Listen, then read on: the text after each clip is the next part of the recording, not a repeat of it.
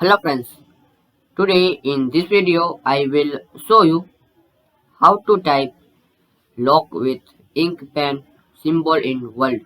So this is very easy to type. So first you need to click on insert.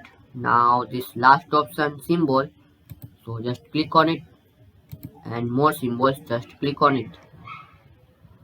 So one screen will be open, so you need to font select this one. Then you can type this character code. So just type this character code 1F50F. So just type this character code and click on insert. You so name also. Now close it. So very easily you can insert. If you need to change the color, so just select it.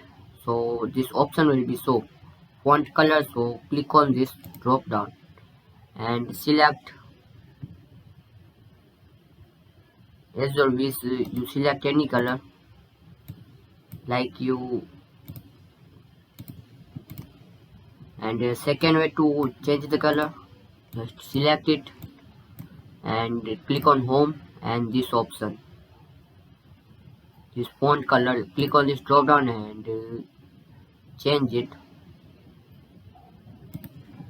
So very easily you can type lock with ink pen symbol in Word. So thanks for watching this video.